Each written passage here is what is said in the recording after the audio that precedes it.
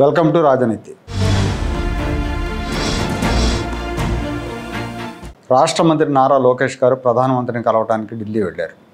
ఈ పర్యటనలో ప్రధానితో పాటు కొంతమంది కేంద్ర మంత్రులు కూడా కలిశారు. ప్రధానమంత్రితో 45 నిమిషాల పాటు లోకేష్ సమావేశం అయ్యారు.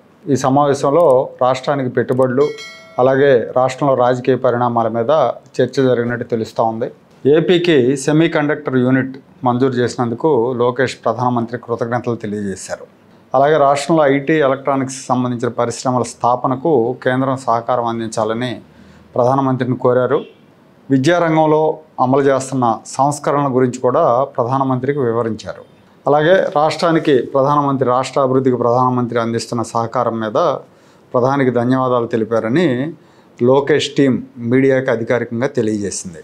అయితే అధికారికంగా ఇవన్నీ చెప్పినా ప్రధానమంత్రితో లోకేష్ సమావేశం పూర్తిగా రాజకీయపరమైందని తెలుస్తూ ఉంది. ఎందుకంటే 2 నెలల క్రితమే లోకేష్ గారు ప్రధానమంత్రిని కలిశారు. తన ఫ్యామిలీతో సహా వెళ్ళి డిన్నర్ మీట్లో ప్రధానితో పార్టిసిపేట్ చేశారు. 2-3 గంటల పాటు ప్రధానమంత్రితో అన్ని విషయాలు మాట్లాడారు. అలాగే ఒక నెల కూడా అవ్వలేదు, 20 రోజుల క్రితం ఢిల్లీ వెళ్ళారు. 7-8 మంది కేంద్ర మంత్రులను కలిశారు. ఆ కేంద్ర మంత్రుల శాఖల నుంచి ఆంధ్రప్రదేశ్కి రావాల్సిన నిధుల గురించి మాట్లాడారు, డిస్కస్ చేశారు. కొత్త ప్రాజెక్టుల గురించి కూడా మాట్లాడారు.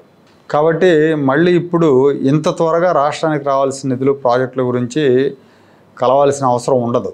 ప్రధానమంత్రితో లోకేష్ సమావేశం వెనక బలమైన రీజన్ ఉందని తెలుస్తూ ఉంది. రాష్ట్రంలో గత కొంతకాలంగా నెలకొన్న వివిధ పరిణామాలను ప్రధానమంత్రికి వివరించడంతో పాటు కీలకమైన అంశాలను ఈ సమావేశంలో ప్రధాన దృష్టికి తీసుకెళ్లినట్టు చెప్తున్నారు. రాష్ట్రంలో మద్యం కుంభకోణానికి సంబంధించి సిట్ విచారణ వేగవంతంగా జరుగుతూ ఉంది. చెవిరెడ్డి భాస్కర్ రెడ్డి ఆధారాలతో సహా అన్ని రకాలుగా అడ్డంగా దొరికిపోయారని చెప్పాలి.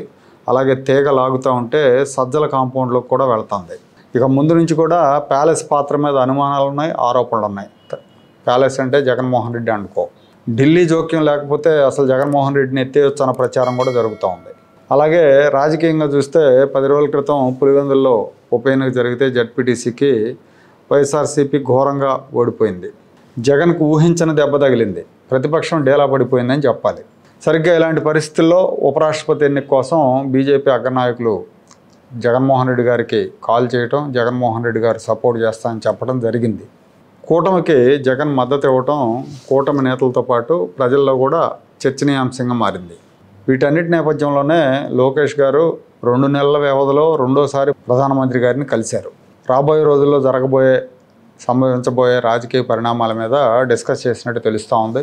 ఇది పూర్తిగా రాజకీయపరమైన భేటీనే.